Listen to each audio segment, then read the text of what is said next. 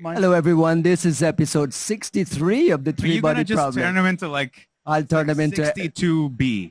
62B of the Three Body Problem. 1.7. We have Trevor Hilligoss and Aurora Johnson from SpyCloud. Let's start right there. What is SpyCloud?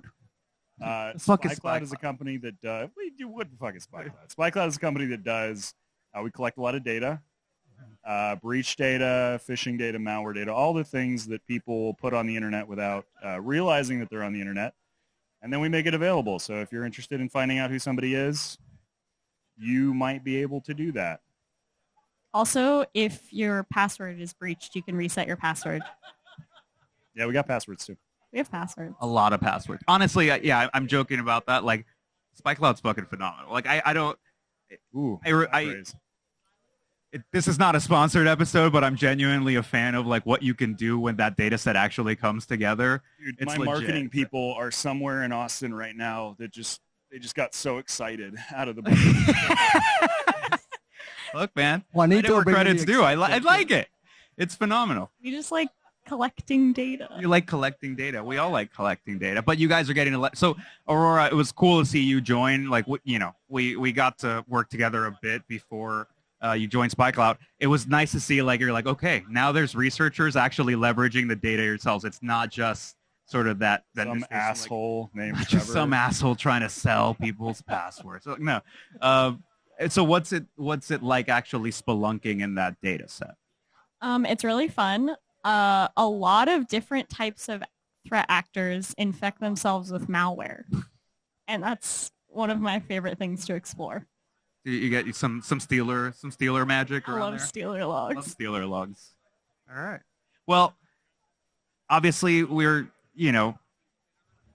insanely excited to have you guys. Well, Trevor, have you back. You were here for the original OG LABScon. I took a long sabbatical. Yeah. It hurt me. Went to be a lame business person. It's painful. Thankfully, Aurora dragged you back here. It's true. You guys have got... Toilets. Sorry? To talk about toilets. Talk about toilets. So while we're in the fascinating subject of internet plumbing, you have one of the off-the-record talks tomorrow, so everyone who's not here can just live and die in that FOMO. But to whatever extent you can kind of bring us into it, what's this toilet talk that we're...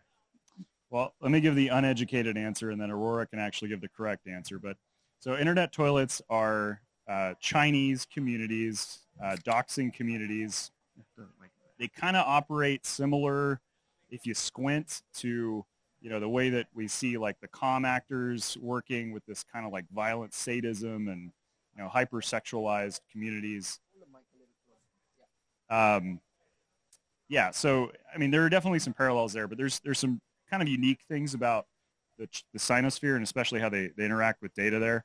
There's a lot of like use of corrupt insiders. So think about like, obviously, corrupt cops and that kind of stuff. These are not words that we're inventing, but think about that from the perspective of like somebody that's a cop in China or maybe like a police chief that has access to data sets that are maintained in, the Chinese MPS infrastructure, domestic, security apparatus, and is selling access to those data sets and even manipulating those data sets for a fee to basically anybody that can pay. And that extends, cops are kind of the sensational example there, but it extends far beyond police. So we've got folks in telcos, Chinese telcos that are willing to sell access to call records and content, financial people in financial institutions that will freeze your bank account or freeze your credit. Wow. Right? If you're, unhappy with somebody, you really want to fuck up somebody's day. So, definitely one side of this is kind of the, heavy sadism, hypersexualized, hypermasculine environment. But I think the subtext of that is the really interesting way that the Chinese community views kind of, the financial value of data above and beyond what your official capacity necessarily dictates. You guys draw a distinction between these internet toilets and the older forms of like, what do you call it? Human flesh search engines, the older form of like Chinese doxing. Can you unpack what is new here versus what? I mean, it's all new to me, to be completely honest with you. Like first of all, I feel incredibly sheltered in thinking that, there's a comm, like there's a whole, there's a Chinese version of the comm, which is, of course there is. Yeah, of course. But I didn't know they had telegrams. So, it's just, how does this work? I mean, it's remarkably similar, honestly, around the world. Like, we have crime being fueled by sadism, harassment, a desire to do violence, just like cyberbullying generally. And a lot of times it's being done by minors to other minors. It's remarkably similar to, I think, what we have here and what a lot of researchers that have looked into kind of the comm and the sadistic harm groups have researched, but they just have crazy access to insider data that's enabled by the surveillance apparatus that was created by, the regulation system in China. So they're able to do, for much cheaper, lots more interesting things in regards to kind of getting into accounts, getting location data is a big one. We've seen sales of all kinds of different data, as Trevor said, mostly through corrupt cops, corrupt individuals that work at banking and financial institutions, and also at telcos. That's like their main insider recruitment. You can get for, I don't know, less than $100. I mean, it's cheap. You can kind of get anything. It's really cheap. It's shockingly cheap. There's so many people doing it, and they don't seem really that concerned about the risk. Well, I was going to ask, like, there's usually this perception that when you get into more of a, like, sort of dictatorial country, or that translates to a level of, like, control over criminality that presumably would make something like this short-lived or risky. And it seems to be almost the opposite. Is it like a different perception of the data itself, the notion of this being a crime, or is it just an entirely different paradigm of, like, law enforcement that I just don't quite understand? Right? I think part of what makes the system work is that so many different people at so many different levels have to have the ability to access data on anyone in China and all kinds of different data. So that means there's so many people that have the ability to do these searches that the amount of people that could be corrupt is just way more. And also I think the record keeping systems of kind of like the queries they're doing are just far less scrutinized. So they don't have to do as much essentially paperwork to get someone's location. I think there's also some cultural significances here. So, I mean, what you said, Jags, is I think it makes sense, right? Like a dictatorial, like a top-down administration, you would think would have a lot of control, right? That would kind of like cascade down to the lowest levels. And, maybe I'm a cop in a small Chinese province, but I'm afraid because I know Big Brother's watching. But there's almost kind of the other side of that, which is that all of the motivations are on the side of doing that side work, right? You have a culture of basically accepted surveillance in many ways. The way that they see government surveillance is vastly different than us. They have a lot more kind of acceptance for the fact that your personal data is not personal in many ways. And then there's this undercurrent of the need to make more money, in excess of what you get paid, because what you get paid is a pittance, right? It's very, very poor wages. So there's kind of an acceptance of like, well, I have access to this data and I don't make a lot of money and nobody really should think that this data is private anyway. So why don't I just make some money on the side by selling it? It's a hustle culture. Hustle culture. Hustle culture. What does the supply chain for this stuff looks like? Is there like a equivalent of Discord? Is there like where is all of this hit up a QQ happening? number somewhere? Are there gaps for like disruption available? A lot of them are on Telegram, I think primarily because it's an app that they're all comfortable using that's outside of kind of the Chinese-controlled internet ecosystem. So we find a lot of these actors active on Telegram specifically. I think they try and avoid being inside of the Chinese internet. Right. Has there been any energy at all from Chinese authorities? Because I'm only going from reading your abstract, so I'm looking forward to the talk tomorrow. But as I understand it, there's like the legal frameworks there does not allow.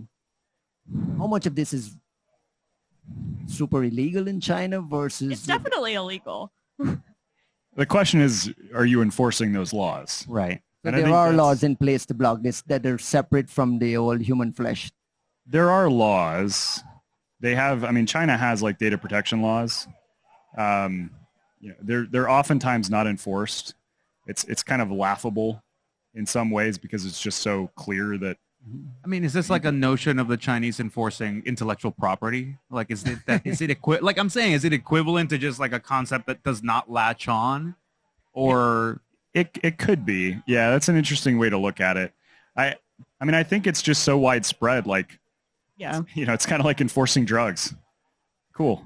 How's that working out? Right? If everybody's doing it, if you've got more corrupt cops than you have non-corrupt cops, and well, what are your choices? We either do we get rid of all the cops? Right. Right? What does that make the country look like?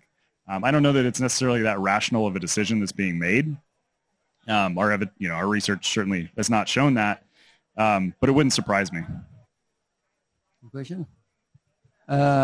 We just had Lindsay here talking about the responsibilities of a platform like Telegram that are hosting and managing much of this commerce. I'm curious, how does that work cross jurisdiction when Chinese folks are using Telegram and they may not have some legal crossover there? And have you seen any attempts by Telegram to put a crimp on any of this activity at all? So Telegram is interesting. I wouldn't even call it an open secret at this point. The amount of criminality that happens on Telegram, not just in China. We see massive Russian communities of cyber criminals operating basically without any, moderation whatsoever. All sorts of horrible stuff happens on Telegram. Obviously, following the arrest of their CEO by our French compatriots there, that at least, lip service began being paid, I would say. Yeah. And we did observe, from our telemetry, there was definitely a disruption that occurred right after that, right? We did see some channels being taken down. They kind of ran the gambit between your traditional fraud, credit card fraud, maybe some, malware channels, that kind of stuff. But that kind of spiked and then sort of fell onto the wayside. So, are they willfully not moderating? I don't know that I would necessarily say that's the case. I think you could easily make the case that it's just a factor of scale, right? There's just so much in Telegram. But I do think, especially in some of these communities, there is a understanding that you can't necessarily operate with full impunity, but damn, can you get close as long as you hang out on Telegram.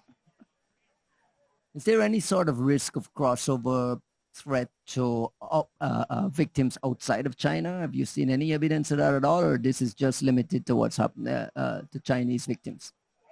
Specifically, the insider problem with, corrupt cops and officials at financial institutions and telcos, I think that mostly affects Chinese people. I would say not exclusively, though, right? So the way that I would think about this is like, China is obviously a massive country. Over 1 billion people live in China, right? And China also exports people around the world to the U.S., right, to Western countries. And so I think one angle to look at that is the Chinese diaspora is obviously at risk here. Right. The question is, why should we care? Right. Absolutely. So, I mean, I would submit that we should care because, we have people that we work with day in and day out that are definitely, targets of this. But beyond that, think about the amount of business that goes through China that is not Chinese, right? Think about the companies that operate businesses in China and people that travel through China, or maybe they stay in China for a couple months working on a deal or, liaising with their local counterparts. I mean, think about the surveillance state there, right?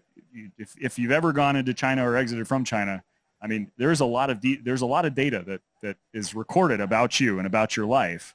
And that's going in the exact same databases that these corrupt insiders access to populate these internet toilets, right? Yeah, that's a good point. The Chinese-controlled internet is not just a place that Chinese people go. And so it's any data that interacts with, I would say, like the Chinese controlled internet. I think you've got this, if what's happened with the comm in the United States is any indication of things, I think we've seen, regardless of where you are, that just leaving a criminal ecosystem sort of unchecked and to its own devices just because they're like, not really, they're small time, whatever. It does eventually erode in a way that like does enable far, far bigger things. Like the level of impunity that's, bred something like LABScon, it did not just appear overnight.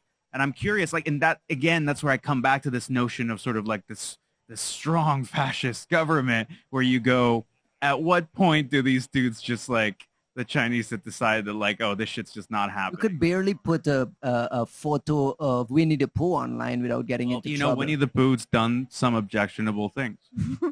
Yeah, think about all those honeypots. That's the point you're making, right? It's like we could do. Yeah, no, yes. That's right. Problems do not get better with time. Anybody with kids knows that intimately. I don't know how to read that one. That diaper's not going to empty itself. That's how you can read that. But I do think like there is very much a pathway to deeper crime. Because if you look at the comm, like especially in the West, right, we're not talking about whiz kids, right? I mean, these are like if we're having a conversation about sophistication, we are at the lowest rungs of that ladder. However, it's a ladder and it can be climbed. And the longer somebody exists in that ecosystem and is allowed to climb that ladder, learn new skills, and kind of be indoctrinated into that way of life, the worse it's going to be for the rest of us. So I think that is entirely true for the Chinese comm, if we want to call it that. It's just going to get worse, and it's going to impact us more as time goes on. Our last question before we run out of time. What are you guys hoping the big takeaway from your talk tomorrow is going to be? What are you hoping the audience walks out having learned, and what can we do? Is there anything we can do to advance the research, advance some sort of fight for justice? I don't know. So I think a couple key takeaways. Internet toilets are Chinese doxing communities, and in many ways they are very similar to the doxing communities that we have here in the West and that we're familiar with, Kiwi Farms, Doxbin, the Calm, Harm Nation. But one thing that enables them in a different way is that this robust surveillance state and apparatus that China has created allows for, I think, a significantly increased insider threat, and that can lead to, stalking, harassment, and violence in a different way. But I also think when we're thinking about cybercrime more broadly, a lot of times, we bucket kind of actor motivations into financially motivated, state-sponsored, and then kind of hacktivist. I think there's this whole kind of other way of thinking about it where a lot of times it's just like harassment and sadism. And it's funneling money and also skilled young talent into the crime ecosystem. So I think in some ways looking at these Chinese doxing communities makes that more clear for me looking at our ecosystem here. Right. And what can we do? What can the audience, the people listening, the audience tomorrow, the people who are listening to this podcast next week down the road do to participate in this, help push things along? So, I mean, the biggest thing is awareness, right? You can't really combat a threat if you aren't aware that there is a threat. It's true. When I heard you talking about internet toilets, it's the first I had heard about it. I thought you were talking about fucking Facebook. Stupid to be like, yeah, of course China has a comm, right? Like I just, Yeah, but I mean, I will say, like, for myself, I spent the majority of my career when I was working for the federal government not focused on China. I was interested in Russia. And so I come at this from the perspective of like, this is very new to me. I'm learning a ton about the Chinese ecosystem. And it is as similar as it is, as many parallels as we can draw. There are a lot of really big disparities between the two that are hugely significant. And, I feel like we're kind of reaching this new phase in InfoSec where like people are now, more interested in China, and we can talk about it on the main stage at LABScon, where, look, you guys earned it. Yeah, there's a plug. And Chinese crime specifically. I think, what, 5 years ago, I feel like people were like China APT. Right. Yeah. Yeah. Look, Yeah. MJ has carved this with her bare hands. She's made this China track over here, and we will respect her for it. So I actually remember the very first LABScon, there was a talk. I won't say who it was from because I don't remember what the DLP designation of it is. But it was regarding the CNVD, the Chinese National Vulnerability Database, right? And I'd never heard of this thing before in my life. And I remember sitting down, I think we were going through the slides beforehand, or we doing some last minute research. Every good slide is done 15 minutes before the presentation, I disagree with that. She doesn't like that. And I was just like floored by like, holy shit, there's so many records in here. My God, this is like a real thing. And I look back at that now and I'm like, God, you're an idiot. Yeah, of course it's a real thing. But like, that's how naive I was approaching this. And so I have to admit that I'm not the only idiot out there that is approaching this. At least two of us. You're here.